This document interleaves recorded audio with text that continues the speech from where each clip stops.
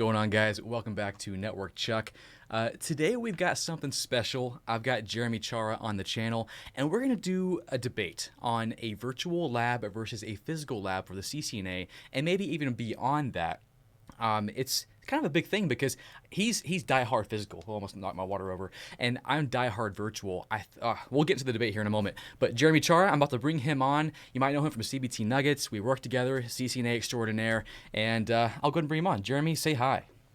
Hey, good to be with you, Chuck, and good to be with all of you guys out in the YouTube live stream. I'm new to this world, so it's although one thing I've got right, I've got the cup of coffee brewed, so Yeah, mine gotta with have cream, the coffee. obviously yours not. So Oh yeah, only black. Let me actually pour a cup because I just made it and I've not had any just yet, so that's very important. So anyways, let's just get right to it.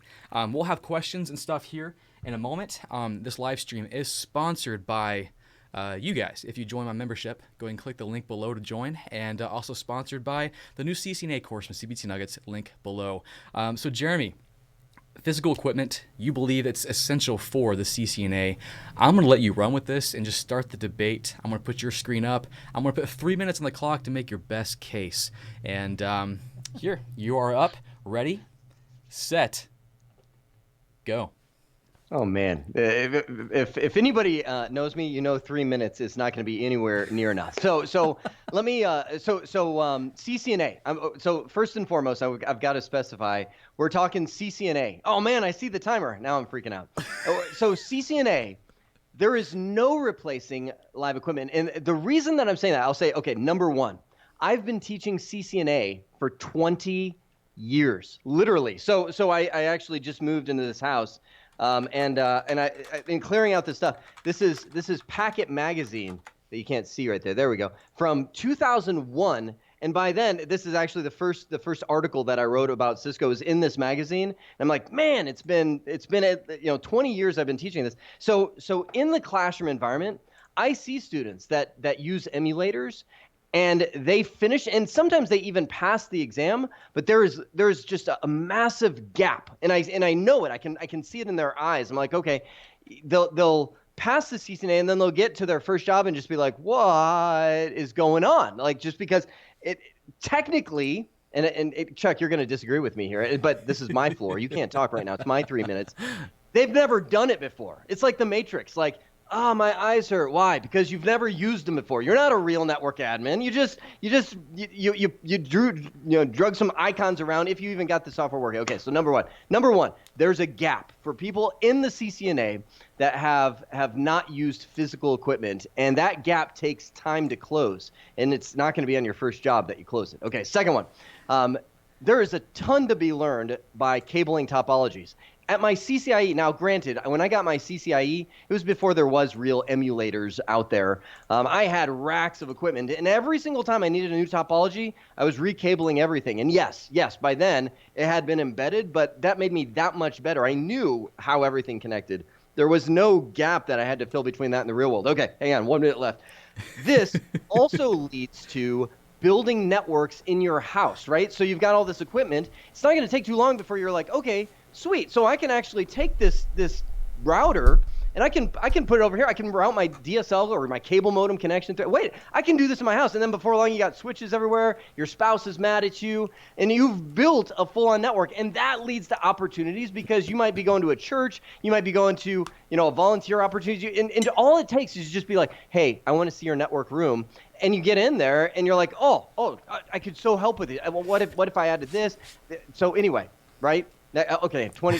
Okay, last thing, and this is where it all comes to, right? You do that, you build it in your house, you build your network environments, and that leads to building a passion. Because when you know how something works and when it's real, you're like, this is awesome. It's not just, like playing a video game, GNS3 is. I mean, okay, so I'll tell you all the reasons why GNS3 Time. Come on. You had your chance. Now it's time for the. I'm setting the buzzer on you, man. Buzzer's coming. Oh, I won't need long. This is easy. Time for the new generation to come in, the young guys to come in, and let's talk about why. Here we go. Okay, I'm gonna start my timer here. Now, okay. Oh, Oh, no, it'll be a bit of a delay when you see it on the live stream. Okay, false alarm. Here we go.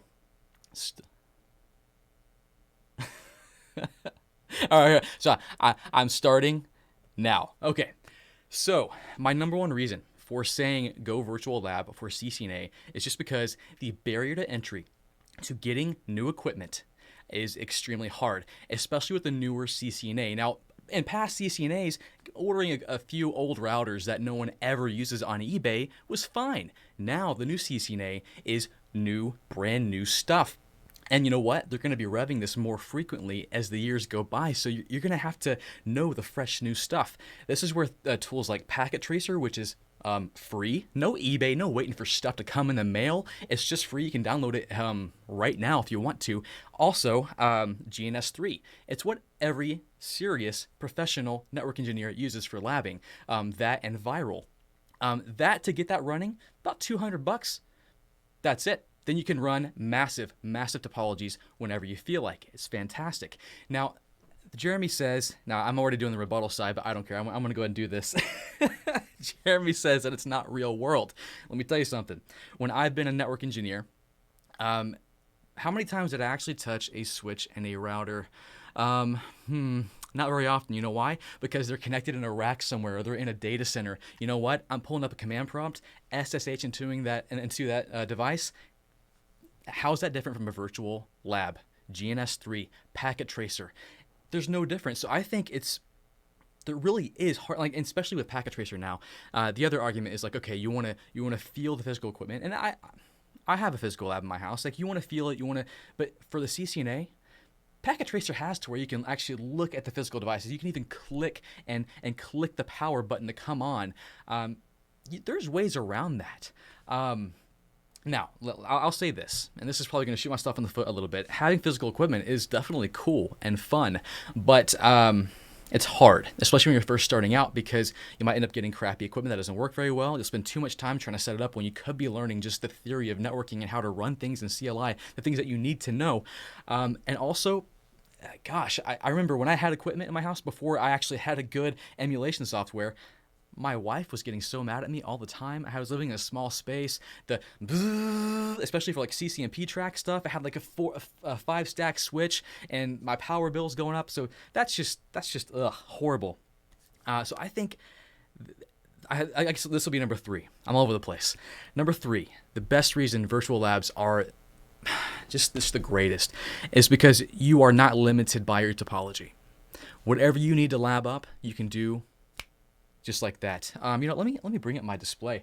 I've got GNS3 open right now. Now, the other benefit of this, and I'll just kind of mention this, before this live stream, I'm running out of time. I couldn't do this. It was breaking, but I could fix it just like that really quickly. So GNS3, great for quick spin ups, great for large topologies. Just add a million things. So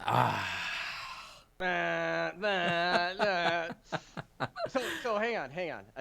Chuck, I've got. I know. Hang on. Okay. Good. Sorry, I'm trying to deal with the delay. You're the master control behind the scenes, so I can't tell when I'm going to be up there. So I've got something to share right here. I don't know if this looks familiar at all. I believe this is Network Chuck in his elementary school days. It was at 2014. What is this, video 1? And where are you? Hang on. I didn't even get to go in, and I'm calling your bluff on what? I'm not even in an idea. Like, this is before the beard even grew, right? And we've got the background of sitting in an IDF. Oh, hang on. Chuck, what is that? Well, okay, just like before, how we had to use physical machines and CRT monitors, the future is here. I'm not making a fire with wood and kindling. I live in a house. I got virtual appliances. I can spin up anything I want. That's the real world now. The real world is virtual. All I'm saying is the reason. Let's settle this part of the debate for now. One of the reasons Chuck is sitting there comfy, cozy, drinking his coffee is because I'm looking at. I'm putting it back up there. I'm looking at a picture. What is that? A 3750? Is that an ASA on the top? And then we got some 3800s. It looks like down below that. So all I'm saying is I'm talking CCNA right now, right? CCNA, you got started there. once you get that experience, and that's what I'm saying. It's like people are like, are you saying you've got network equipment in your lab for life? I'm like, no. I'm saying when you're learning this stuff, there's no replacing that rack of equipment. That say I'm gonna close down that. You made me think of that. Now I will. Touche. That was excellent. I have to give you that one. If there were like points being awarded, you got like 50. Right. So that said, once you're past the CCNA, like right now I'm in the CCNP. I'm teaching. What are we teaching, Chuck? Encore. Encore. For CBT Nuggets. All emulated. I mean, there's labs. It's virtual, and I'm not looking back. I mean, when we were doing CCNA, I had tables set up with equipment connected every which way. But once you've passed that gap, I'm all for going virtual. But I will say, Chuck, I'm not. You're like I'm never gonna say anything to you again. But we were sitting here in the pre-show. You're trying to bring up GNS3. Tell me what happened. Okay, well, I tried to bring up GNS3, which had been previously working. I hadn't touched it in probably a couple weeks, and my stuff was gone. Which is okay. I'll give you that. I mean, how many times has someone booted up a router and their image was gone? That's happened before, so it's a rare thing. However, GNS3, I was able to get 3 routers and a switch deployed from nothing, from like not having any images or anything in there. Got that up in 5 minutes before the stream. Pressure's on, so I think that's a huge plus. I'd say it's a huge plus until it's not. And what I mean is you'll be so challenge that I've got with GNS3. One is the enormous time it takes to figure it out. So first off, are you going to invest your time? So this by the way is the best router I've ever purchased ever for a lab environment. And this is not a sponsored router, right? This is Jeremy's gut level. This thing is awesome. It's a Cisco 1921 router, 2 gigabit Ethernet interfaces, right? That's all you need for routing your home internet connection, right? Pull this up, bam, it's working. And I know if I do something wrong, I know it's me. I'm the problem. Chuck, I can't tell you how many times I've been in GNS3 and I'm sitting there configuring something and I'm like, why is this not working? And I finally get so fed up that I'm like, all right. And I pull out some physical equipment. I try it out. I'm like, this is an emulator bug. There's something with it's something in the emulator. Like, have you ever run into that? Yes, I have. And I'll give you that. There are situations. Now, I'm going to say this, though. GNS3 used to be like that for a lot of situations because you had to use these, I guess I'll call it ghetto images for Cisco images, Dynamips images, which did not work great. But now because of Cisco's viral software, which is like Cisco-grade images you can use that truly emulate the router and the switch. So plus switching there, I mean that's a huge thing. So now we can truly have. I rarely have issues with those viral images in GNS3. So I'll give you that physical equipment. Yes, it does eliminate that. Is this the software issue? However, I think we're a bit beyond that now, especially since, and I'm going to touch on this. I'm going to hit you with this. Cloud. We're deploying Cisco routers, Cisco firewalls in the cloud. That's all virtual. We're going virtual anyhow. I think if you want to set yourself up to be a next generation engineer, I think the next generation engineers probably won't even touch a switch or firewall or a router. It's all going to be in the cloud. Now I know we just finished up the CCNA together. Keith Barker also jumped in. He has ton of stuff in there, and I can't speak for Keith's content, but yours, mine, and I think Keith's. As a matter of fact, I think I saw Keith in the chat as well. I don't think deploying Cisco in the cloud was anywhere in the CCNA. Well, it's not there yet because Cisco realizes that they can't just throw everything out there. Like it's still developing. I'm forward thinking. I mean, you'll probably be retired by the time this happens. But probably 10 years from now, we're going to just be deploying our stuff in the cloud. And I think preparing yourself for that is probably the best situation. Now, I'm going to rebut, is that how you say it? Rebut your argument about me being in the server room. Now, that's actually a great point for me. That was me at work. The reason I had access to that equipment was because I already had a job. So that barrier to entry to get my hands on that equipment was gone. Not everyone has that luxury. And thankfully, like back then, there wasn't even an option for GNS3 to do that kind of switching and firewall stuff. Now, they have every opportunity in the world to get their hands on Nexus, ASAs, iOS, CSR 1000Vs, which are actually literally deployed in the cloud. You can have running as a virtual machine on your desktop. Man, it's just amazing.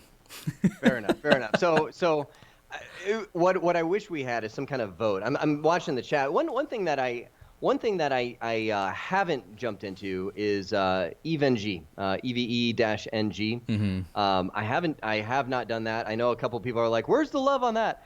I've done GNS3. I've done Viral. I downloaded EVE-NG, and sometimes I feel foolish even saying it because I don't know if there's always a way to, it's like, is it TCP/IP or is it TCP/IP? I mean, so is it do you call it EVE-NG or do you just like, is there a way you say this? Or I'm pretty sure it's EVE-NG. I think that's what it's called. Okay, EVE-NG. So I've downloaded it, I set it up, and I was like, oh, it's not a one-click wonder, so I bailed on it at that point. So that being said, yeah, and I will also mention this little gem. I feel like I'm selling this. I should sell this. We should. That's all it's good for. Yeah, you might as well just throw it away. Yeah, no, it's quiet. So that's the other thing is this 1921. I think I am back in that router because it is great. But I will say one of the challenges that I've had is when you and I do these things, when we do these things at CBT Nuggets, and as soon as I'm like, hey, you guys should get this, like so many people make a run on eBay that it's like supply and demand. Like it could be a marketing lesson in action because the prices go way up. I got that thing for $30. So $200 for Viral, what? $30? $30. True. But I mean, you brought up a great point though. Supply and demand. I mean, eventually there's not going to be any routers left to buy. Yeah. Well, we'll see. So what do you think? So that's what I was saying. I wish we could have like a who won a vote, but tell you what. So we'll do this. I'll look at both the chat and then all the comments afterwards. So guys, if you're watching this after the live stream and it's a replay, we'll count your vote as well. So if you are for virtual, do #virtual. If you're for physical, do #physical in a chat or comment, and we'll tally them up. I'll give it a week, and we'll see who wins. First, got my physical in there. Spencer, come on. You just like his beard. I'm gonna heckle everyone. Come on, Leonard, Christian, losers. All right, there we go. Woo! I got it. All right. If physical wins, I'm shipping this. No, I don't know what I'm gonna do with that. But wow, oh, look at all those virtuals. That's a pretty even split there going down. Although I think physical with 2 L's is gonna be a new hashtag. Now I know I will. That's true. I'll have to do all the queries for that. Now I will say this. Actually, I got 2 more points I want to bring up. First, I think a hybrid is probably the best option. And we haven't touched on that. You can bridge GNS3 environments with your physical environments. That's the beauty of what you can do with this. You get the best of both worlds. You may have a great Cisco router, but you want to test out multi-layer switching, and those things are not cheap. Spin up a few in GNS3, and you can connect those to your router, and suddenly you're doing stuff. So, I mean, there's options. Now, granted, so I would say yes, that would be great, I think. What kind of bandwidth do you get when you do that? Is it decent enough for a lab? I'm assuming. I mean, it's decent. Yeah, it's definitely decent enough for a lab. I mean, GNS3 is always kind of a temporal thing, so you never leave it up to run. So yeah, you wouldn't set it up to be your home lab. Yeah, anytime I think about bridging GNS3 into the physical world, I just think, how much troubleshooting is that going to be? Like you're gonna get it working. You'll be like, okay, I'm going to bed, and then the next morning it's going to be broken again. Like, and maybe it's been too long. Maybe I need to give GNS3 another shot because I still to this day I'll get it going. I'm like, all right, and then I kind of tiptoe away from my little house of cards, and then something happens. A windstorm blows and it all falls over. It's the same thing. Like when you started, you're like, where'd all my routers go? Like how many times does that happen? So. Anyway, I usually find I'm troubleshooting silly stuff instead of Cisco stuff that I'm trying to be learning if I were studying CCNA. And I'll give you that. It does. I mean, I think they both have their learning curves, and they both have their frustrations. Definitely, if you're dealing with your own personal desktop, I mean, you're going to run into issues where I don't know why I'm arguing against myself now. You may not have enough RAM. Your CPU may be shot and not good enough, so that you'll run into those limitations. But on the other side of CCNA, well, we know 10% of that exam is going to be network automation, and the best way to learn network automation is through virtual devices, through GNS3. They've got built in, you can just slide in a Docker container that does network automation and has all the tools you need. So it's I don't know. It's I know this is the first time we've seen network automation on the CCNA. We're going to see more. We're going to see more of it. Yeah. And I can say that, but still, I think when I think of dragging a Docker container over, I kind of think I'd rather build it myself. I'm like, I'd rather, like, and maybe, I don't know, maybe I'm old school, Chuck. Like, it happened. No one's arguing against that. Maybe it happened somewhere over the years, but there's just something like if I want to build a lab for CCNA, I want a router, I want a switch, I want something that I can put my hands on and actually make it happen, rather than skipping past that and drag and drop it. And same thing with network automation. Like, I'd be like, okay, I need to, like, I'm on a Windows desktop, I'm on Mac OS, something. Okay, what do I do? And if somebody were to say, oh, just drag this Docker container over, I'd be like, like, I'm like, I want to set that up. Like Docker, like, that's step 2, maybe step 3. I want to build whatever's in that Docker container first and make sure that I know how to do it. Is that not, is that not the way anymore? Are we like, hey, just take these things, like the man behind the curtain, like, just drag it and just assume that's going to work okay. Is that where we're at nowadays? Well, I wouldn't say that much. I mean, because like GNS3 does make using Docker just a little bit easier. But I mean, deploying a Docker container really in and of itself isn't too crazy. That's kind of how it feels when you would deploy Docker. It's just like a pre-made, pre-baked meal. It's just there, ready to go. But as far as, like, I'll give you this. I think people, when they set up virtual, they should definitely attempt to get a legit server. Maybe a huge desktop machine like I have, or they go out and buy a Dell server, a rack mount server that has some serious CPU and memory, and set up virtual machines and set up CSR 1000Vs that can actually run your network if you wanted them to, and they're virtual. That's what I would say, because that's more of what we're seeing. We're seeing virtual appliances. I think the next 10 years we'll see the age of virtual appliance, the age of more white box switching in a way, but all virtual machines that are running your network appliances. This popped in my head when you were like, yeah, spin it up, go virtual. Is this all legal? I mean, for some reason I remembered GNS3 and someone was like, yeah, that's not exactly right. Like as you're going to these other things, are we still in the realm of I'm not getting Cisco knocking on my door saying what are you doing here? So as far as I know, it's kind of a gray area to use viral images on GNS3, but from what I've heard and talking with a few people, it's generally accepted as fine. Now, no one's gonna, like, I've been told by Cisco that no one's gonna come knocking down your door. You're not the people they're looking for. However, it's a gray area. I'll say that. So kudos to you for pointing that out. Now, and in past days, viral images were not available. So if you were running Cisco iOS on GNS3, it was like, how did you get that? You either had to have a Cisco support contract which means you had to be working for Cisco or working for a Cisco customer or partner, and most people were not. So how did you get those images? Nowadays, $200 a year, you can be fully legal with viral images and throw those into GNS3. I think that's okay. Okay, and if all else fails, I see Willis. He's like, it's legal. So when I'm on the stand and I'm like, Willis told me it was legal. Call him. Now, but I saw Ricky. One of the comments from Ricky said, "How are you going to troubleshoot auto MDIX and duplex mismatches? Is that all? Is that all?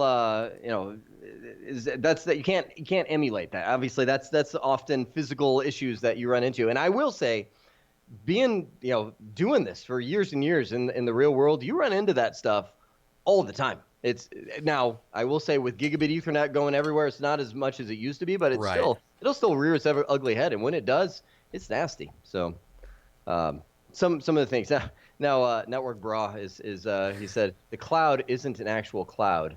Did you know that? I don't know if it's not a Docker container. It's Well, I mean, there's always going to be physical, right? I mean, there's always going to be that case. However, you're dealing with virtual machines at that point. I mean, once you plug it in, you're done. So, no, I'll give you there is always a physical aspect, but yeah, no, we're talking about Cisco equipment that's virtualized when we're talking about this. all right. Willis did confirm if you buy viral, you can use the images. So there we go. At least the Cisco police won't come knocking at the door. And by the way, um, I know people say Cisco police tongue in cheek. I've had that happen. I've had Cisco Legal is not a group you want to deal with. I've dealt with them a few times, and it's they're you can smile and you can be like and they're not laughing. So you don't want to mess with that stuff. So anyway, um, Yeah, that's dangerous territory. yeah. All right. Well, I'm looking. Do you wanna just hit some questions? I could argue physical gear all day, but Oh yeah, we definitely could, and I mean, I would eventually win, but I'll let the mystery go on. So maybe we can do keyword part two. eventually, it's as time, it's like Rip Van Winkle, the whole world starts passing you by, and then one day when there is nothing physical left, Chuck wins. Well, and I'll also say this: I've heard Viral 2 is actually pretty great. Are they still in beta on that? Does anybody know? I heard it's pretty good. I didn't know it had come out yet. I know I kept hearing it's going to. Is it real? Is it a thing? Is it a? I haven't seen anybody. I've got like a beta version right now. They sent it to me. I haven't used it yet. I should do that actually. Now that I'm thinking about it. Got it. And I'm drinking coffee. Coffee with cream, just half and half cream. That's it. All right. So we should do some questions. Let's hit some of the questions.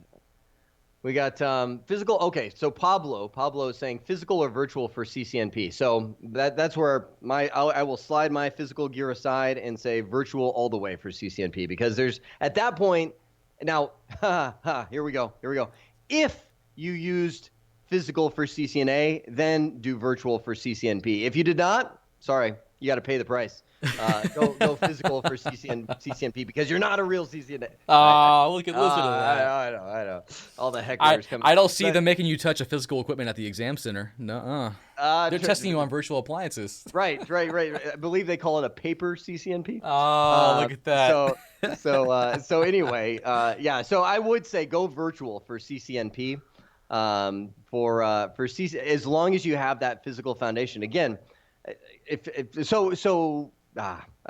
was about to recycle my whole argument again. It's done. Watch the replay. It'll be there. And someone just asked about CCIE, which, I mean, that goes right hand in hand. The virtual is so much easier for CCIE just because of the massive amount of stuff you have to go through. Yeah. Now I will say, so Spring Mommy, good to see you.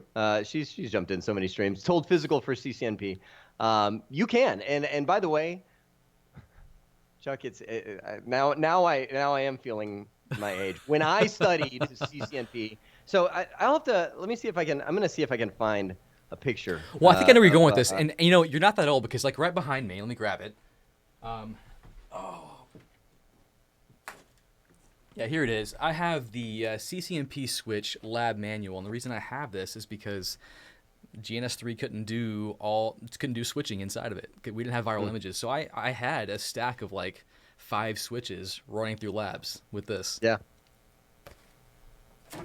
Yep. So I'm trying to find a. I had a picture of my my original my original CCIE lab somewhere. Oh man. Oh my this gosh. is not good. So what year did you get your CCIE? 2003. Oh my gosh. I was 13 years old.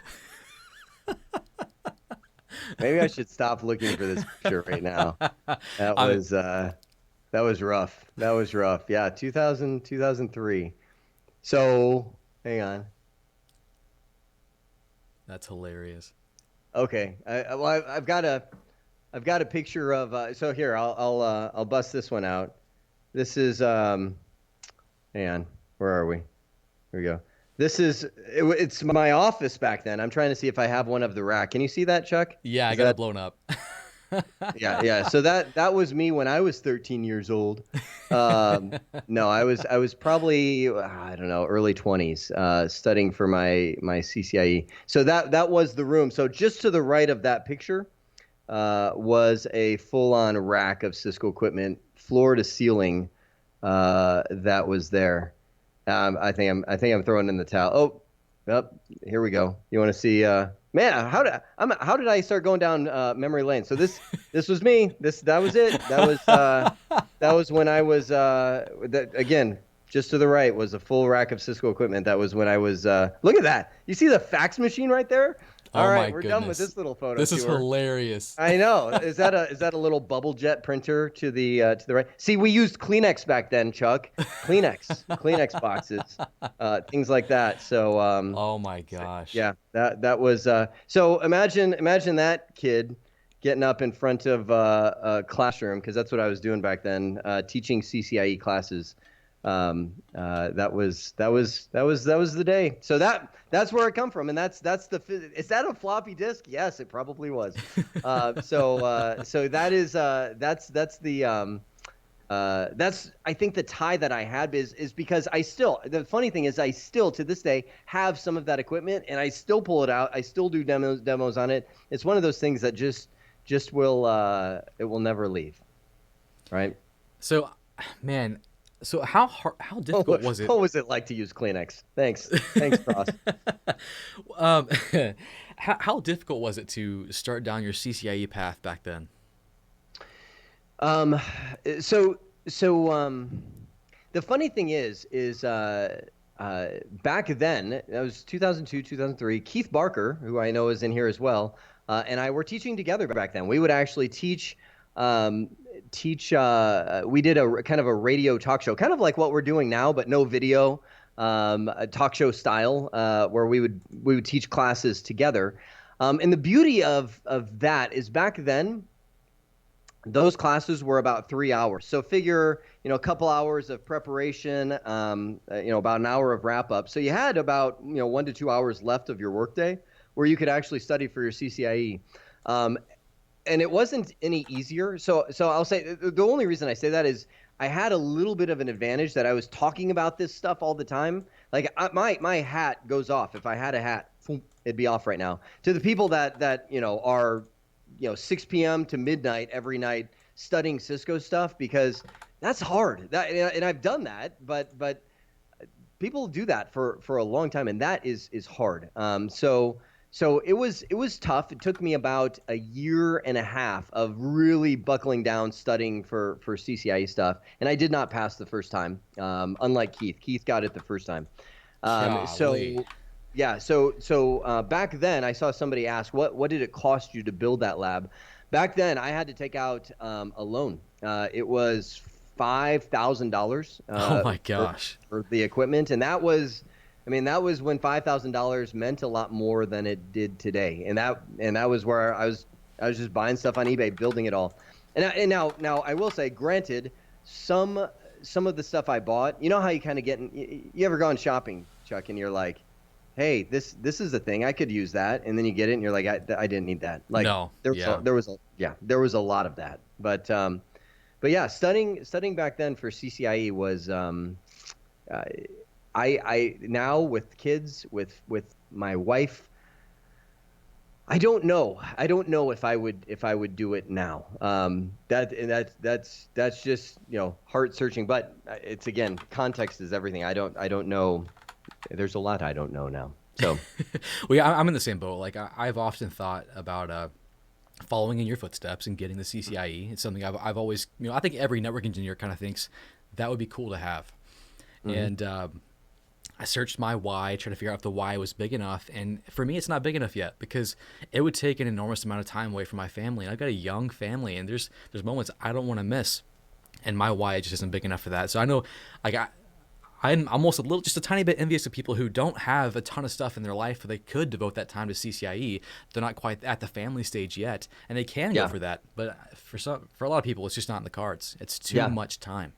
Yeah, I am right there with you, brother. For those of you that are married and have kids, or just have kids, let's just say it, have kids. Like, you will realize when you're there, you're like, what did I do? You will have that question, and I'm sure you've like, what did I do before I had kids? Like, I must have had so much time. Like, it must have just been like, and that, it's so. It is you do need a good why, and there's a lot of good whys out there to get a CCIE. Start me down that road. I can talk about the advantages of having a CCIE forever, but it is a commitment. It is a huge commitment. Now, I do have a question for you. Do you think the CCIE is still valuable today? Just because there are a lot more CCIEs, and there's a big if question mark with the new CCIEs that had come out. We don't know where that's going to land, but with all the new concentration exams we have and CCNP, and now we have all these side technologies that almost everyone's expected to know: AWS, Azure, some network automation. Do you think it's more valuable for someone to go down and become that super genius network expert, or is it better to go more wide, maybe pick up some coding skills to complement? It's a good question, and I would say that the new CCIE has coding in it, and we're moving into an era where, and again, it's so here's let me think about how to answer this, because the CCIE, studying for the CCIE will force you to learn so much technology so deeply that I'm like, man, there's almost so and some of you might be at this stage, and maybe you're at this stage in stuff outside of technology. So let me describe it for you. You will get to a place in your life where you've done stuff for so long that you look at new stuff coming out and there's zero fear of it. There's like, you look at it, you're like, I could do that. It's more of just a numbers game at that point. Like, you're just like, okay, like, for instance, I went to college for computer science. So I learned how to program and then never used a thing of it. It was after that I got into certifications, and I was like, why did I go to college? And many of you that know me for a while, you know that I'm like, why are you spending hundreds of thousands of dollars at this? Like, that's where we agree so much on that. So if you're in college, get out. No, run.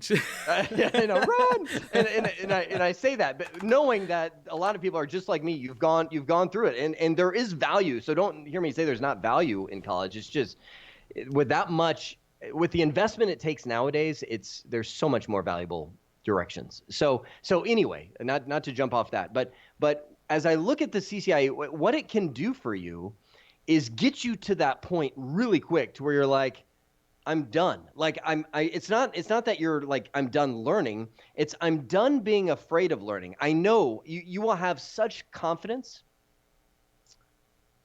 that you will, like, nothing can stop you. You will walk into interviews, and I mean, let me just say it this way. You'll walk into job interviews and be like, why should I work here? Like explain, like, it'll be so quick for you to flip the table, because you'll feel such confident in what you can bring, the value that you can bring to an organization when you have your CCIE. And it's not that I have the CCIE, it's the experience that you went through. And I'm trying to think of, like, I'm sure military, I'm sure, pro athletes, just going through the pain that you have to go through to reach whatever it is that you're at. Like, some of you know, I have a company now, and I hire people straight out of the military. That's one of my big group of people that I love to scoop up, because they're, anyway. So, but the reason I love grabbing military folk is because they've gone through such intensity.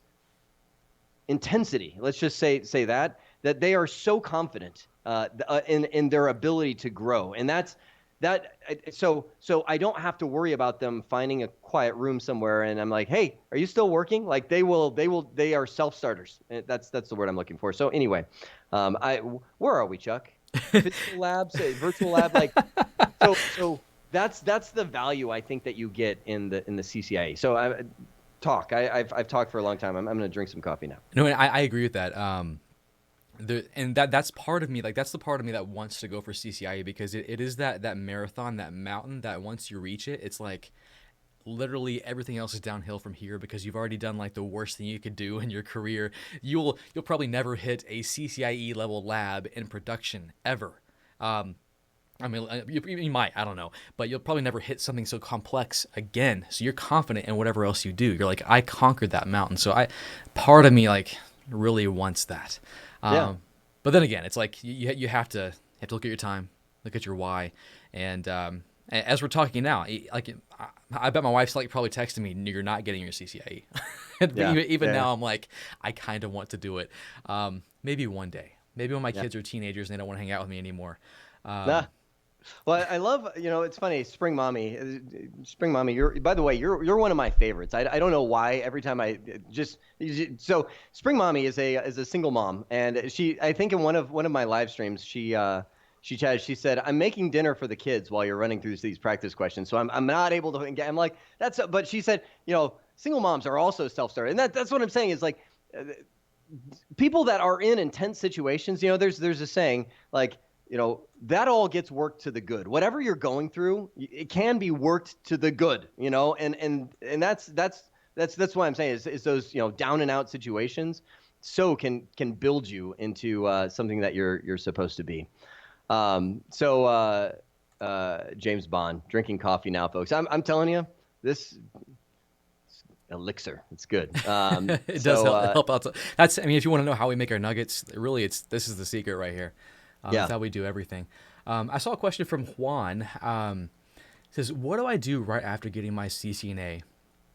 Well, I guess his question more specifically, how do I get into my Cisco account? It should automatically apply to your Cisco account with your Cisco ID. Mm-hmm. But I'm going to take this question further and just say, well, Jeremy, what do you think someone should do right after the CCNA? Which is a different answer now, because I mean, it used to be maybe you want to specialize in some other area, so go to another associate level CCNA, but no longer an option. So what would you say? Yeah.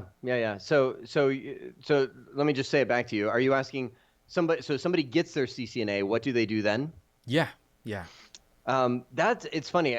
That's a really good question. I made a YouTube video that tried to answer that, and I looked at it. It's funny because I was like, man, there's just so many different angles that somebody would be coming from that it's just not perfect. And I don't think there is a perfect, because like, okay, what do you do after you get your CCNA? I have to ask, well, why did you go after your CCNA to begin with? Like that's a huge starting point. Like, was it that you looked at the salary list and you're like, that seems pretty high, I'll go after that, so, or is it like, I'm at a job, I want to get better, so I'll go after that, or is it like why is that? Because that's a huge thing is, and I know, Chuck, you said it perfectly, know your why. Like if you're going to go for your CCIE, know your why, because there's going to be times where you're like, I'm not going to do this. Like, I will say, after I failed my CCIE, I was like, I don't want to do this anymore. This is not, and it was my why that I'm like, okay, I got to do it. So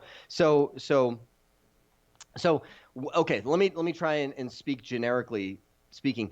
You've got your CCNA. What do you do now? And my recommendation is look at jobs. Don't like I see so much stuff out there. It's funny because I searched for that. I went to Google. I was like, what do you do after your CCNA? Everything that I saw is like, oh, go CCNA Security. Oh, you should go for your CCNP. Oh, and I'm like, what are these people saying? Like, why are you doing that? Like, don't just like. I'm gonna go down. You're about to like 4D through the screen. Right. I'm like. Why did you go after your college degree? Like for me, it was because, well, I went to high school and my dad said I would be like living in a van down by the river. So I guess I got to go, like I had no why. And so years into my college, I'm like, why am I doing this? Like what? So that's where I'm like, get your CCNA. And then what's the next best step? Just stop there. Don't lay out a plan. Don't think I'm going to get my CCNA. Like, okay, what's the next best step? I gotta look around at job opportunities. Start with the company that you're at. Go to your manager and be like, hey, I got a CCNA, and they're like, a CCNA, what? Like, so if they're like, what? Why did you do that? Like, that's where I would back up and be like, okay, why did you go after your CCNA? Were you like trying to like talk to the company that you're at and be like, hey, I want to get into networking, or I want to get into something. What would be, start there. So Chuck, I'm just scattering, but I'm so once you get your CCNA, that's where I'm like, look within your company at what opportunities you have now. And that's where I think one of the huge things that people, we all, and because I'm not absent from this, but it's that soft skills, to where it's like, I need to walk into my manager's office and be like, hey, what's up? I just got a CCNA. I kind of want to do this. Is there a path I could go? And if they're like, no, like obviously they're not going to do that.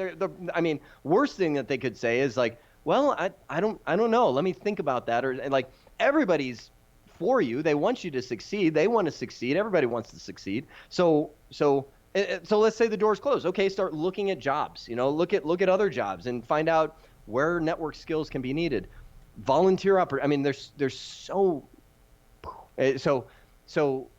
in a nutshell, I would say, now that you have a CCNA, plan the next step. Don't set your mark on a CCNP or a CCNA Security or wireless or whatever, whatever direction, until you know what direction you're really heading with this. Like, what's this going to do? Now, I love you answering this question, because you are both, you've been in the engineer, what's wrong with my voice? You've been in both the engineer situation, you are a teacher, but now you also hire network engineers. You hire both like entry level and more advanced. And I get this question a lot, and I think your experience will really lend to this.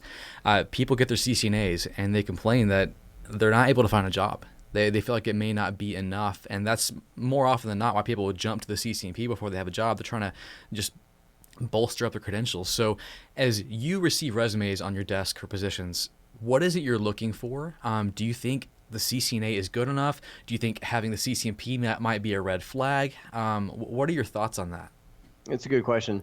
So, and I'm a little different. A lot. Yeah.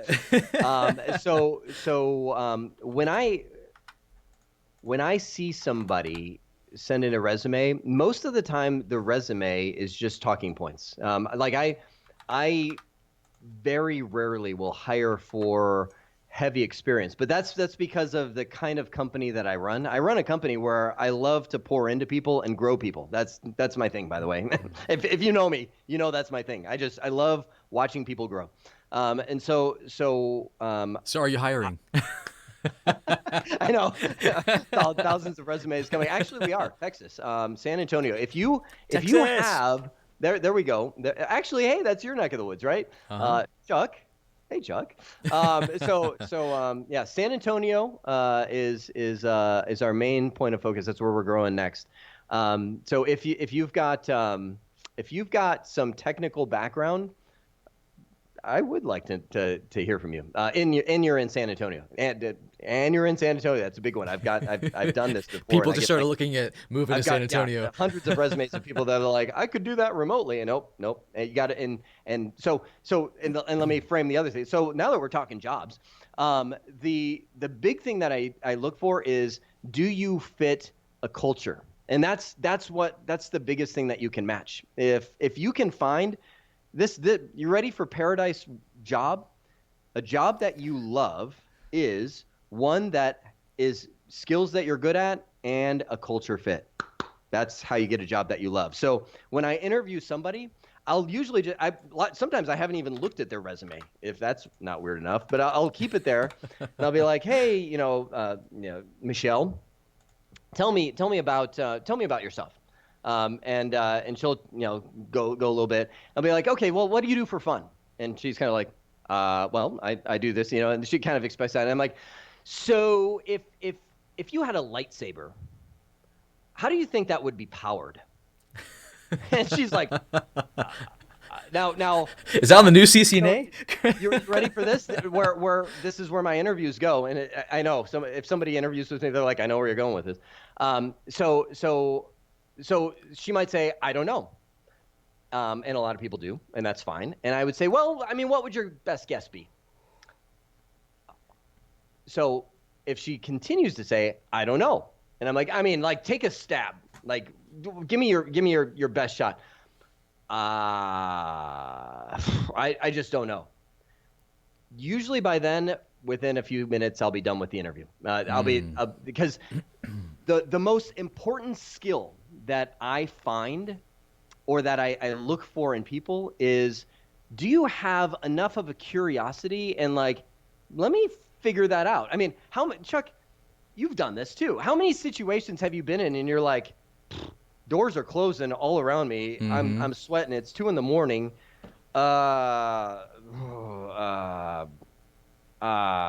It's like, roll the dice. You just got to take some stabs and just see if that can spur on some of that. Take a walk, get creative. It's the ones that are I don't knows that will often be like, and I'm not saying you have to know everything. Matter of fact, I will ask questions to make sure somebody doesn't just lie and make stuff up. Yeah. So what I'm saying is, take a stab. Just take your next best stab. Like, what powers? How about batteries? How about something? Give it a shot. Your soul. I don't know. Give me something that powers a lightsaber. Well, just so you know, the real answer is kyber crystals that they'll go and find themselves from the Jedi Temple. I know, and you know what? If they answer that, I'll ask them another weird question, because I don't want, I want to stump them. I want to see, yeah. So yes, I know about the crystals. I actually, the funny thing is, I like, one of the best hires that I had is a guy. I asked him that, and he wouldn't stop. He was like, boom. I opened the door to his passion, which is Star Wars. Oh, and fantastic! For long, I learned more than I ever wanted to know about Star Wars. And everything else. It's powered by the Force, man. Powered by the Force. I mean, you're so right though. It's that personality fit, which is key. I mean, many times my interviews weren't technical. Like, often it was, there were definitely questions asked to make sure I wasn't totally lying on my resume, but most of the time it was just me meeting with the team and just seeing if I was a human, if I could hold a conversation, if I could make eye contact, answer questions. That's so important, because you're going to have those interactions when you deal with their end users, when you deal with higher ups. They don't want to hire somebody that's going to make the CIO mad when his mouse isn't working. Like, you have to be able to interface with people, and then also be able just to think outside the box, to encounter a situation where you have to go, I need to think outside my book, think outside of my lab I just got back from. Finding that skill set is huge. Yeah, I'm sorry. This lost is him. Great stuff, Chuck. I'm like, where'd it go? I'm writing some. I've got some. You guys are giving me ideas right now for some future content I want to create on soft skills. And I'll take this opportunity to go in and thank Keith Barker for the 2 super chats. Thank you, Keith, and we appreciate you stopping by. And guys, if you haven't already subscribe to Keith Barker's channel. He does a lot of CCNA live streams, so go do that. And while we're talking about it, Jeremy Cioara has a fantastic channel, so go subscribe to him. There is a link below for that, so go subscribe. Yeah, William. Yeah, thank you guys. That's very cool to toss that in.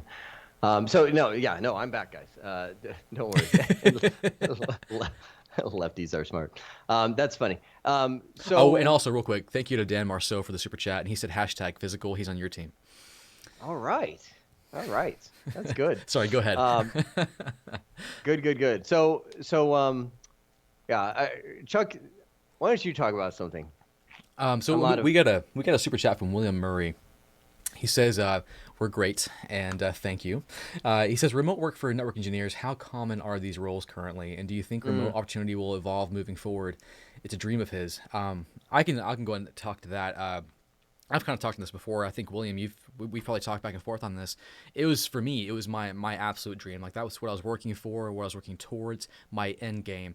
And it came to me because, like, when I was doing these hour-long commutes, I was like, this is not how my life's going to be. I don't like this. So I changed my resume. I changed it to say, because I mean, when you're a network engineer and you have 3 to 4 years of experience, you're going to get calls pretty regularly, especially if you're in an area like Dallas or any other tech hub. You'll get calls pretty regularly. I put on my resume only looking for remote jobs. And I would have job searches on LinkedIn, Indeed, Monster, Dice, and I would be looking for CCNA and quotes, and then also remote, and then CCNP, and I'll just be looking constantly. And I mean, they're out there, but I hear you, dude. It's hard because they're not as plentiful as we'd want them to be, because there's still to poke fun at Jeremy again. There's still that old man physical aspect of wanting someone on site to touch the things. The good news is the more I become right and virtual things become more prevalent, there becomes less of a need for you to be there, and that's becoming more common. So I was just talking to my brother. You guys know my brother Cameron. He came on the channel a few times talking about how he got his CCENT, and then he got his CCNA, and then he got his AWS Certified Systems Solutions Architect, ridiculously long certification. And his goal is to work remote. And right now he's having to go to a building and work in a wireless environment. He hates wireless, but he's doing it. But he set his sights on becoming remote. That's what he wants to do. And he's getting closer. So like recently, I was talking to him, it was yesterday. He was able to transition from working on the network team to moving to the AWS team, which he's hoping that will be a skill that can translate to more remote work. So I think traditional networking, if you're like dealing with switching, routing, and maybe it's an older shop that expects you to be there, maybe the places that make you wear ties and suits, I don't know. But I think as you move more towards the new technologies that are like cloud-based, I think you're going to have more opportunities to be remote, because those skills are more often than not, when you find a rare skill set, they're more lenient on where you can work, because it's talent hard to find, especially if they're having to look outside their city or outside their state to find good people. So I've found, like, because I study collaboration, Cisco Collaboration, thank you, Jeremy, for all your wonderful nuggets, it made me it gave me valuable skills that not everyone could find. So I was able to get remote work out of a place in San Diego. Like, that's so random, but like I got a job there going full time. It was so cool. So there's opportunities when you find rare skill sets. I don't know, Jeremy, if you have any insight on that. Yeah, I do. I would say that, so I'll give you, the comment I'm answering is remote work, when, how, et cetera, et cetera, et cetera. So, right. So I would say that remote work works well, or is easier, when you're working for a large company, because large companies usually have their systems all in place, that you are a little more cog in the wheel-ish, if that makes sense. Meaning, a remote employee is easy to find. And so I'm talking to you from an employer's perspective. Everybody wants to work from, well, I'm not going to say everybody, because some of them don't. Yeah. But everybody wants to work from home. Why would you not want to work from home? But usually those employees, for me, are a lot easier to find, and I'll usually use them. And then when the agreement is done, I'm done. You know, it's almost like contract work. For remote employees, which that's what a lot of remote folks do. For smaller organizations like mine, again, we're 32 people right now. So I want people to drink the Kool-Aid. I want them in the culture. I want, and I the funny thing is, I used to be somebody that was always in an office, and I was like, I could so do this remotely. Other people are, why am I here? You know, and I would be so, like, now being on the other side of the table, I'm like, no, I get it. It's because there's a certain tone that I want my employees to adopt and to speak with and to speak like. And the only way you get that culture is by being around the rest of the employees, by being, yes, everybody jokes, the water cooler conversations and all that kind of stuff. Well, if you build it right, those things become the essence of what your company is. When that employee goes and talks to a customer, they need to bring the goodness that your organization is, because otherwise you're just, again, you're another cog in the wheel. So for smaller organizations, usually, like, so the win-win that I usually find is I let people do some work from home, like, take a Tuesday, Thursday, from home. And I usually find that's a good mix, because if you stay at home too long, it's easy to get lost in the home world. Wow, Matthew. Thank you, Matthew. Yeah, what a guy. So Let me actually take Matthew's question. I started my own business, was pursuing certs, but now I do consulting and outsourcing from small to medium business IT. Should I cert or focus on business? I love you, Jeremy. Thanks, Matthew. I got my CC in 2015 because of your videos. Well, thanks. So let me read your question. Now I do consulting, outsourcing, small to mid. So should I cert or focus on business? So that's actually a super great question. It's a super question. It's a super great one. Because it kind of leads into the question of, okay, I'm doing what I'm established, I'm in. Do I need to keep certifying? And I would say, yeah. Did you catch that? That there's no physical or technical error going on. I'm making a word right now. Yeah. So no, you don't need to keep certifying, especially if you're in a groove and you really know your stuff and you're continuing to move forward.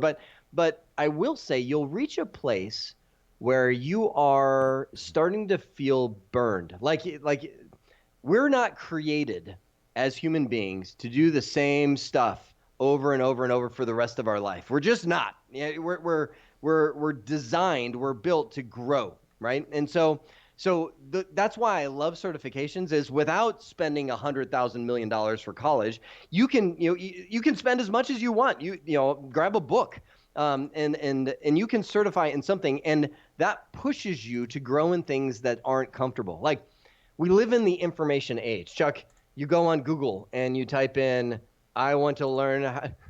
Somebody forwarded me a YouTube video on You Suck at Cooking, I think is the name of the channel. Oh, I love that channel. It's just hilarious. Like, you can learn anything online. And so you feel like you're getting smarter because you're watching YouTube videos on how to cook eggs in there, and it's funny. But you're only growing in things that you think are comfortable. Like, that's the beauty of certification, is it will push you into stuff that you don't want to learn, but is really valuable stuff. And so that's where I go, yeah, on certifications, is yes, that, you don't have to, but you should. Like right now, so this year, Chuck, I haven't said this anywhere yet. Oh, man. I'm getting more. I'm getting, and this is where I'm at. I'm between ITIL, which is Keith Barker's world. He's the ITIL superstar. But ITIL kind of turned me off because they're like, you can't teach or use the word ITIL. I think even saying the word ITIL right now is like the ITIL police will come after you. Yeah, they're watch like, up that's behind you. Yeah. I'm like, I don't like that. So I want to go after something that brings you into a little more of like, this is the right way to do IT, because there is a way. So many engineers do it just the way that they know how, or the way they Googled. And I want to be able to start saying, no, this is the right way. This is the right way. So anyway, so that's the direction I'm heading. And I'm yeah. So if I go further, I'm going to start exposing stuff that I'm not ready to expose yet. That sounds terrible.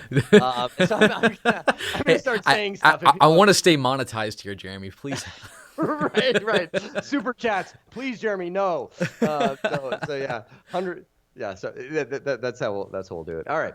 So now, what else we got? Well, I had a kind of an add-on question to that, because like I feel the heart of what he's asking. He's doing consulting, which I think having certifications while being a consultant also gives you credibility, especially if you're reselling Cisco stuff. You have to have certifications. But I hear also where he's coming from. Like, as a business owner, your time is very, very, very slim. What you can put your focus on. Do you still think it's valuable to focus on certifications when you could put a lot more effort into your business and grow that, and possibly just hire people who are certified?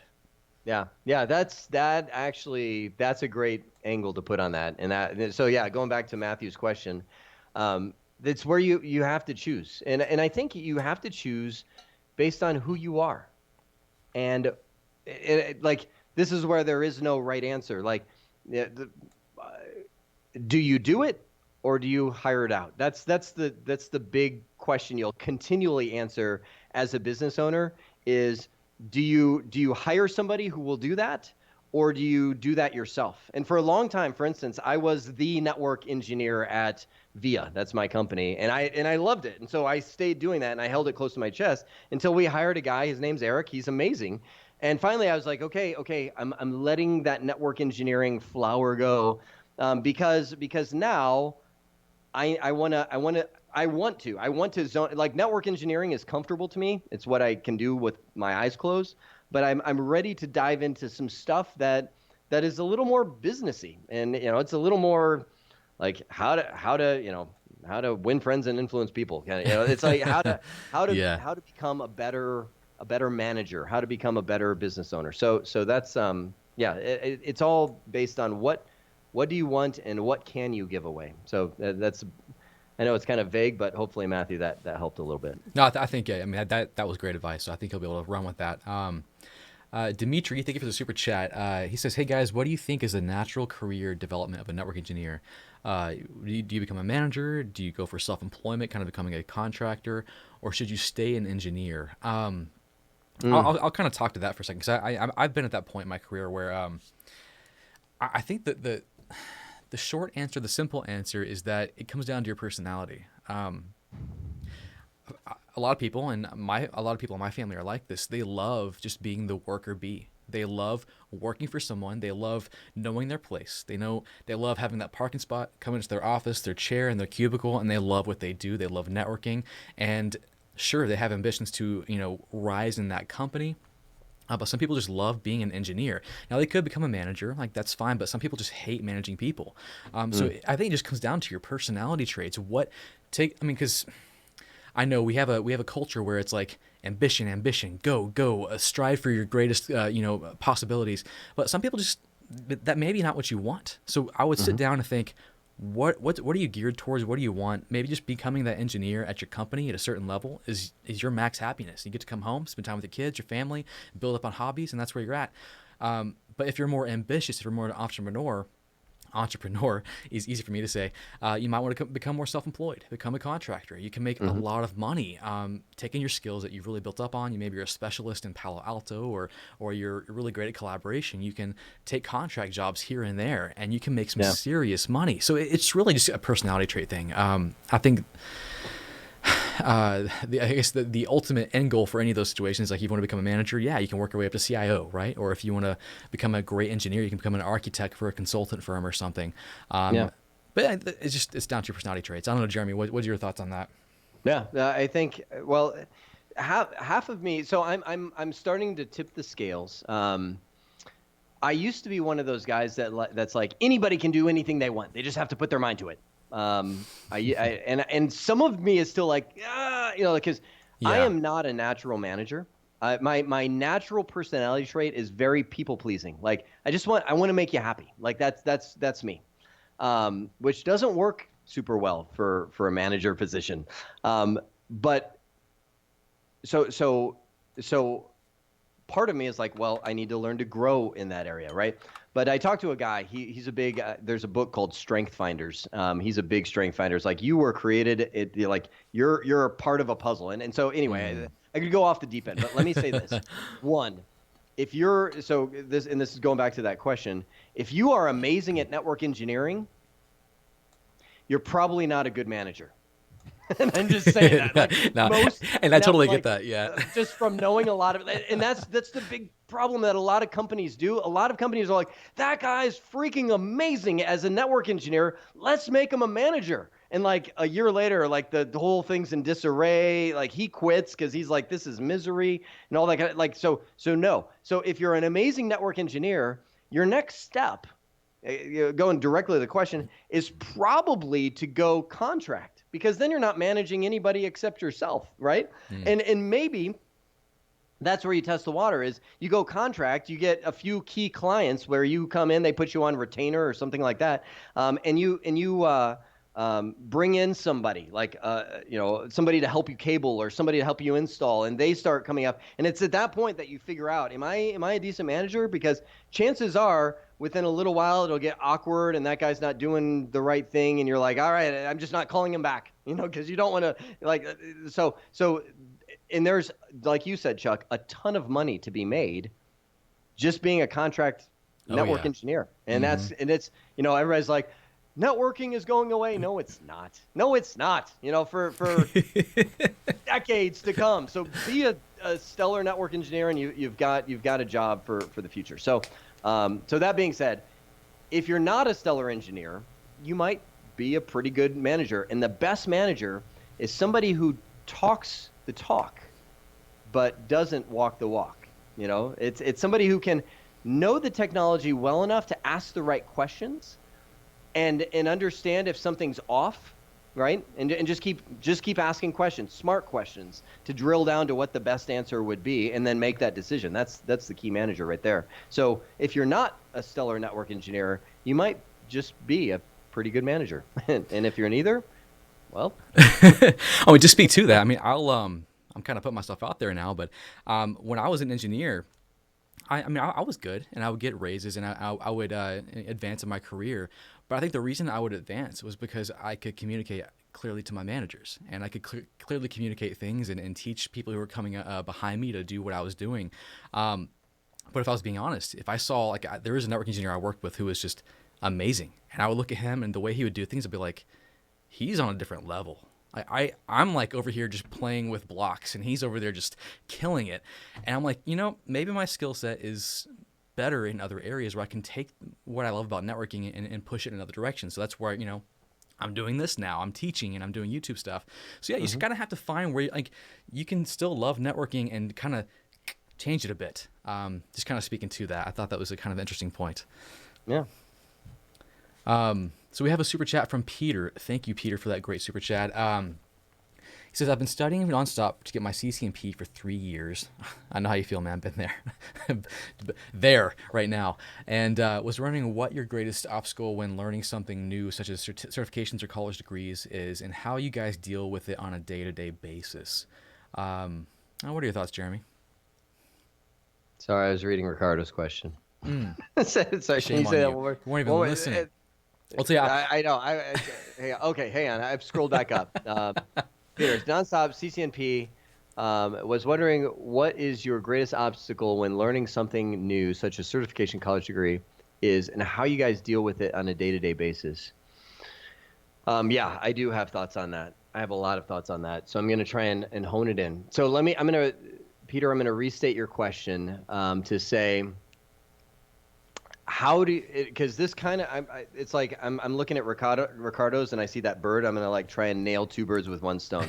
Ricardo's saying, I've got a, electronics engineering. Should I go for, I got a security plus. Should I go for CCNA? Should I do something else? And it's funny,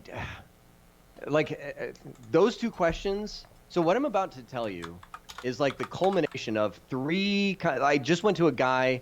I went to lunch with a guy 2 days ago. He's a dual CCIE, and he asked something very similar. Which you might be like, he's a dual CCIE and he's asking this. Yeah, and here it is. It's, you reach these points in life, whether you're a electronics engineer and you're starting to get into network tech or security tech, or you're going after your CCNP and you're like, is this what I should do? So that's where this dual CCIE is. He's kind of like, is this what I want to do for the? He's in his 40s, like me, old, but he's like, is this what I want to do? And I said, look,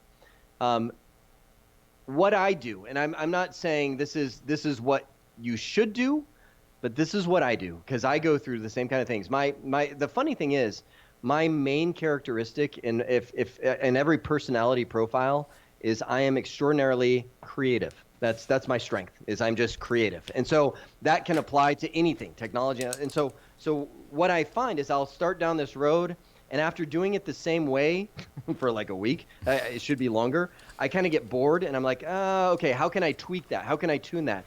And so what I do is I take opportunities, and I'm like, okay, boom, and I go and I spread wide. I go, okay, like for instance, I don't know if you saw it on YouTube. I posted a Ubiquiti Dream Machine Pro. I ordered one of those because I was like, that looks cool. Let me try that. And so I got. Am I planning on, like? It's funny. I love people. They're like, oh, does that mean Jeremy's abandoned Cisco and now he's a Ubiquiti Yeah. guy? I'm like, no. That looked cool. I wanted to try it. And so and I'm like, okay, well, I want to teach people how to do management, and so I spread wide. And so my advice for all of you, like, how do you know what you want to do? spread wide for a little while. Try stuff. Don't look and be like, well, because you can stand in that land of indecision forever and be like, well, should I go do CCNA security? Should I try CCNP? You can land there for too long. Try stuff and give yourself a time frame, because otherwise you end up spread wide forever, and then you're just lost. And that's where you're like, what's the meaning of life? Like, give yourself 1 month. Just be like, okay, I've got 1 month, and this is my month to try stuff. And don't go crazy on me, like are you like a drug addict? No, I mean like try job stuff. Like, just try stuff. Try all kinds of new stuff. And within a couple hours, within a week, so I'll tell you one thing. I shared this with you, Chuck, not too long ago. I have a lot of kids. I'm not going to tell you how many kids. It just gets crazy. I have a lot of kids. And so it's because you lost count. Just be honest. What's that? You just lost count. Be honest. Yeah, that's probably true. So the funny, I always call myself an Amish technologist, because my kids don't have video games. They don't have anything like that. And we go to the library. Like, that's our fun. I know. Sorry. We go to the library. And so while they're looking around at books, because they just eat them up, I go to the book section, and I get 3 types of books. One is something that I'm really interested in. I'm like, ooh, that's a cool book. And I grab a book on that, one book. And I don't go crazy. I grab something that I don't know. Like, it's not hard in a library to find something that you don't know about. And then I'll just get something for fun. So 3 books. Something I know, something I have no idea about, and then something that's just fun, usually a fiction book on something. And I'll read that. And so I'll come home, and that's, I cut out, and this is where discipline comes in, and that's my weak spot, is I'll try and cut out certain times of the day and be like, okay, I'm gonna take 30 minutes, I'm gonna read. And so that's within that month. I try and find new interests. I'm like, ooh, this is cool, this is cool, this is cool, and I just kind of light it up for a little while, and then so you kind of get the idea, right? And whether it's library, whether it's whatever, take an online course, take a whatever. So spread wide, find some really cool, interesting things, and now pick one. And then for the next month, that's where I go laser focus, and I'm like, I'm going after that 1 month, because in that month, I know I'm going to hit some high points, and I know I'm going to hit some low points, because no matter what you learn, there's always going to be something where you're like, I didn't see that coming. This is so lame. And so it's when you push through that stuff that you're like, okay, I got it now. Like, for instance, Chuck, you and I ran into each other in the it used to be voice over IP. Now it's collaboration space, right? I had to learn the Nyquist theorem. And that was like, oh, seriously? Come on. And so after I learned the Nyquist theorem, I'm like, that's pretty awesome, So you're going to hit low points and all that kind of stuff. So get that laser focus, and then after that 1 month, ask yourself the question: okay, is this what I want to do? Is there a market for this? Is this what I want to do? Could I be good at this? And if not, then boom, spread, go wide again. Try. Okay, let's try that. Zone in, and that's my trend. So where I fall down is where I either go wide for too long, and then I just keep going wide, and before long I'm lost, and I'm like, what's the meaning of life? That's where I run into that. Or I stay focused too long to where it gets comfortable, to where I'm like, this is easy. Then I just stop growing, and then same road. What's the meaning of life? This is so boring. I hate doing this. So anyway, that's my general rotation. So hopefully I skipped a rock and hit 3 birds with 1 stone. No, that was fantastic. And Peter, to kind of answer your question more specifically, the obstacles I hit when I was both a network engineer and also trying to get my CCNP, I'm assuming similar to what you're going through now, was that what I was learning in my CCNP didn't always, and actually sometimes rarely, matched up to what I was doing at my job. And I think when you can study something and then have it reinforced with what you do at your job, it's like the best of both worlds. It's just such a perfect mesh. But a buddy of mine I worked with, and his name's Matthew. So, gosh, he's still he just got a CCIE last year. One of the best engineers I've ever seen. But I remember, it's so funny, we're studying for our CCNPs at the same time. I used to get so mad when he'd get his certification before I would, and he'd come in and slam his certification pass report on my desk and go, "Booyah!" I'd be like, "Ah, jerk." I was just jealous. But it was so funny because you would know what he was studying, because all of a sudden we would have a change put in, or no, we didn't put changes in. We would just do things in production. Don't do that. But like, for example, he was going through the CCNP switch track, and he suddenly we're doing a port security deployment through all our switches on our floor, because he's learning about port security. So we did that, and of course we ran into a ton of issues. So we got to learn a lot about it, and then he kind of combined what he loved. So he didn't just stick with CCNP, and this is kind of the other side of that is, and I steal this from him. But as you're learning CCNP or any of those topics, try to learn something new and then combine those topics. So at the same time, he was learning PowerShell.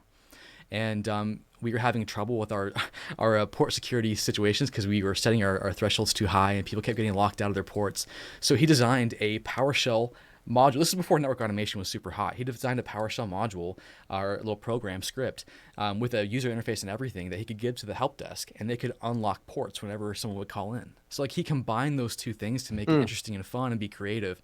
And that's what I try to do, like especially with the network automation stuff. Like, I know a lot of people get super overwhelmed with, okay, I'm learning CCNA, but now we have all this new network automation stuff on the horizon. You can just take bits and pieces of it and start to just apply it to what you already know, and it becomes super fun and interesting. So that's kind of how I tackle those stale moments of going through new stuff, or just being overwhelmed, is, kind of make it exciting for yourself. And then there's one other thing I do, is I try to kind of what Jeremy does. He picks a book from different perspectives. For me, what I try to do on a daily basis is like, for example, I'll study coding, and then I'll study networking, and that's kind of the same thing. Like, just studying technology, it's really in depth, and it kind of wastes my brain away. When I get too just stuck in that, I'll step away and I'll study. Like, I'll practice my guitar. I'm trying to learn guitar, so I have this great app that's showing me through it. Just switching that focus to something completely different, that's using a different part of my brain, just totally helps me get through that study session and hit the books again. I'm totally refreshed. So just doing something different, stepping away, is so helpful. But anyways, that's some of the obstacles I ran into. But anyways, thanks for the great question, Peter. That was fantastic. Yeah, those are good. Couple notes.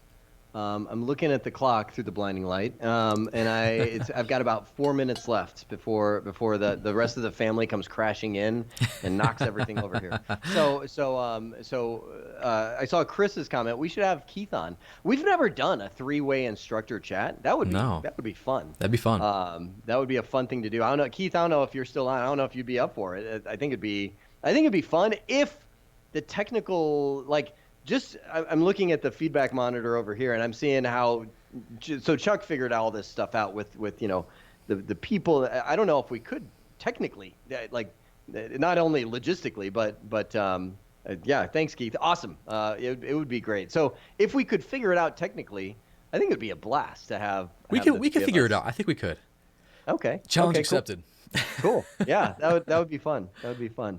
Yeah, that would be something. That would be fun. We have a blast. So nonetheless, I've got 3 minutes left before all the kids come crashing in. Well, let's try to answer the. Well, did you have something else you wanted to, like, end cap with, or you want to go speed round on some questions? Nope, coffee's empty, so speed round me. All right, so we'll try to go through the super chats as quick as possible. Tolfo Toyo, I've been studying for my route for 1 month, and thank you for the super chat, by the way. Got 690 yesterday. Want to pass before 23rd. Words of wisdom, can't explain what a systems engineer is. Seems very sales-like, rather hands-on. Thanks. So that's like 2 questions in one. Let's see. Want to pass before 23rd. Any words of wisdom? Any words of wisdom for cramming before 23rd, Jeremy? Trying to get the route passed? Route. Yes, route. Route. That's a tough exam. That's a really tough super exam. tough exam. Yeah. So words of wisdom. So with the route exam, again, last time I took it, it was very, very much real world. As in, and that's why in the route series I made on CBT Nuggets, I tried to do as much hands-on. I know, actually, Keith, it's funny that he's here. He made a labs for that. So as much hands-on as you could get, just like do it, deploy it, do it, deploy it. Do your show commands. Check out, okay, what's the output? Is that what I expected? Wait a sec. Don't just do show run to fix everything. Like get into the, there's a reason they do a show IP protocols, a show IP route, a show, like dig and really get like the nuances. Well, okay, why is that OSPF neighbor staying a 2-way relationship? Do I get that? Like that? Should it be that way? Is that right? Like those kind of things are what will sail you past the route exam, because it's not it's not a fact test, and that's kind of what makes it a really good test. But it's hard. It's a hard test. So there's no shame. I mean, 690 is actually a pretty good score on that exam. So I'll just say it is a hard test. So my practical. So being where we are right now, I would say you've got probably one more good go at it before the 23rd, if that's what you're going after. So I would, if it were me, this is Jeremy's strategy, I would schedule, and again, I'm going to assume money's no object because that's obviously not a real. I'm just going to say I would schedule one on the. Let's see, where are we right now? Wow, 17th. We're close. Yeah, we're really close. Probably on like the. I mean, because I know we got a weekend in there. So I would try and schedule it with enough time that I would be able to go on the 22nd or 20, to try two attempts. One, I would just, study right up to and have a go. If I missed it, then I would schedule it again and literally not study at all. Except for maybe an area that I was like, I totally didn't know that when I was on the exam. Study that, but don't, because I always say 50% of passing the exam is knowing the information. The other 50% is some combination of your nerves, understanding the word games, like did you really read all the questions, the time, the stress, like that whole mix is often like people that know the stuff don't pass the exam because of all that. So that's all I got on that one. All right, I got one more question. One more question. Go ahead. No, I can take one more question and then okay, cool. Let me see. So I think you covered Chris's super chat. He's like, we should all be on the same chat together. I think I saw one I saved from earlier. Gosh, where was it? Oh, someone asks, where is that job posting for the San Antonio job?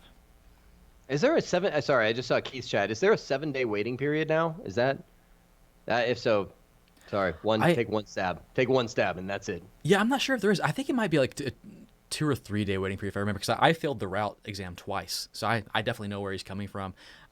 It's not an easy exam. But yeah, I think well, you know what, no pressing questions from what I can tell at the moment, just a quick scan. So Jeremy, thank you so much for coming on, and even though you lost the debate, it was good to have you come on. Yeah, that's a great way. I think we I think it's a We're good starting draw. it up again. I'm getting you revved up. I'm making you stay on the chat longer. So anyways, guys, if you have not already looked at Jeremy Ciara's YouTube channel, he's posting some great content. So go check it out. Link below for that. And he's on Twitter, Instagram. He's everywhere. Go check him out. And thanks again for watching. Real quick, one thing, if you want to win a Ubiquiti Dream Machine, which Jeremy just mentioned, I'm giving away 3 of those along with some cameras and other stuff. So there's a link to that video below, and also just look at my past videos. Anyways, that's about it. Jeremy, any ending words of wisdom before we go? No. I think it's been great. Chuck, thanks for putting this was actually Chuck's great idea. Keith, thanks. It's good to chat with you. Great idea. Thanks, doing Keith, this. for the super chat. All right, well, we'll go ahead and end it, and we'll definitely have to do this again. So, thanks, Jeremy. Yep. See ya.